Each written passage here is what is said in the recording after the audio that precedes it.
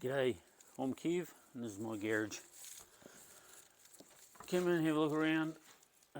Today we're going to be looking at the old D100. I've started working already. As you can see, I've got junk around the place. But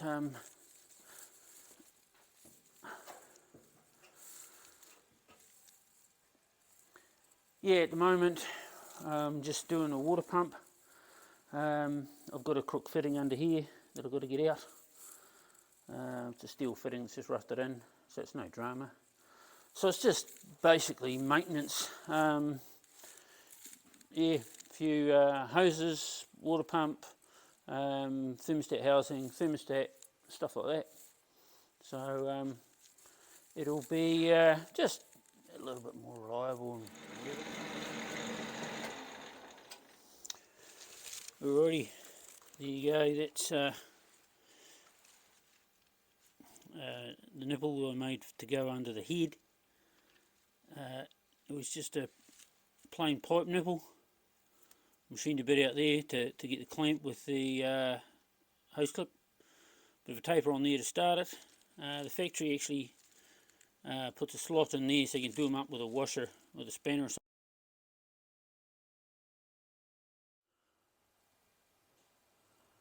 Okay, so while you lot were all the way to the fridge or the bathroom or wherever you went, I was busy.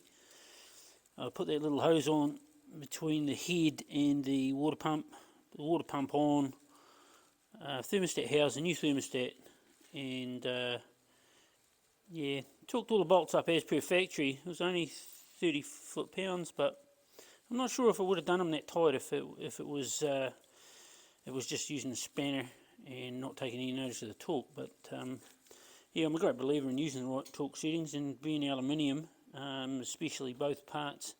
I have broken the thermostat housing before, where it wasn't going on a dead flat surface, so I'm a bit cautious nowadays. So there you go, I'll get on with the next stuff. Okay, so I've got the top and bottom hoses on, got the heater hoses on and there, but unfortunately I broke the stud in that alternator. So the next pain in the ass job I've got to do is take the alternator off and try and get that stud out that's locked in the aluminium. Fingers crossed. Here goes.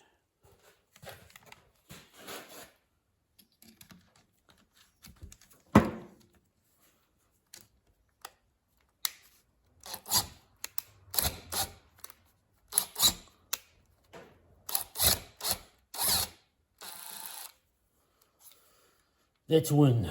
It's bloody awesome. So next thing to do is run the tap through the hole. I just want to put something in the back so I don't wreck the windings.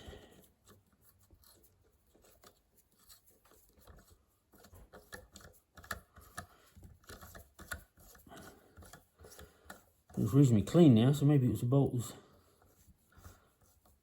was the problem.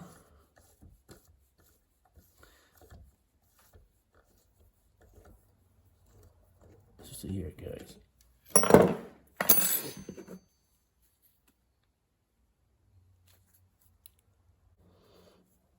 Oops.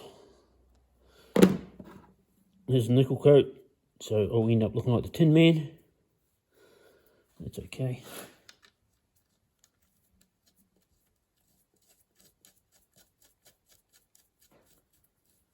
Awesome, there we have it. I can put that back on now. And of course, it's always a fun job taking that off, but I didn't want to drill right through in case I hit those windings. I did have the wee piece of metal in there for the drill, but yeah, I've had it that before. They come off. Bit of bashing and crashing, but yeah, there it is. I had to do quite a bit of bashing on this piece here. I didn't want to heat it up because of the windings, so I did a lot of tapping on there with the hammer and punch, and yeah, WD-40 in each end, and got there and finished. Okay, so there's the alternator on. It's got the new bolt in there. I went for a shorter belt as you can see if you look closely down there, you can see the pulley's been marking on there. The belt was too long. So yeah, that was just going to cause me grief. I've got enough clearance there for the radiator hoses because it's not moving, they can just sit there. Everything else is kind of groovy. The fan blade was missing. We had one broken fan blade, which these things are notorious for doing. I did have a spare one over there that's basically never been used, so I was brave enough to put it on, but it was too far away from the radiator. The only other fan I had was a clutch fan. It looks worse than what it is. There's heaps of room between the fan blades, not so much between the thermostatic part, but there's enough. There's at least half an inch there, and we got 3/4 of an inch of fan blades. So I'm kind of confident that that's going to be alright, and if it isn't, well, tough shit. That's my problem. So it'll be groovy. Topped off with antifreeze. Yeah, I don't know if it's good, bad, or ugly. There's another story about antifreeze. We'll get into that in a minute. But yeah, it'll mix up and should be groovy. So this is about the end of this, really.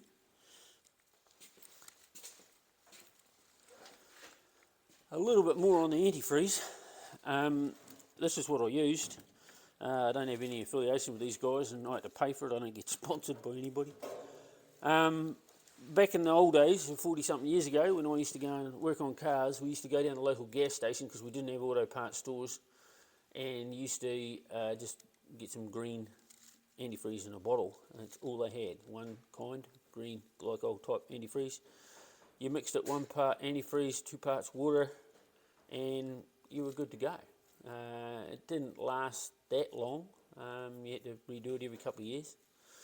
But you go to auto parts store nowadays, and even where I live out in the boonies, we've got auto parts stores now, and there's shelves and shelves full of antifreeze. Some of it's pre-mixed, some of it's concentrate. This stuff here is actually concentrate. There's long life, there's ordinary, shorter life, I don't know. Some of it's good for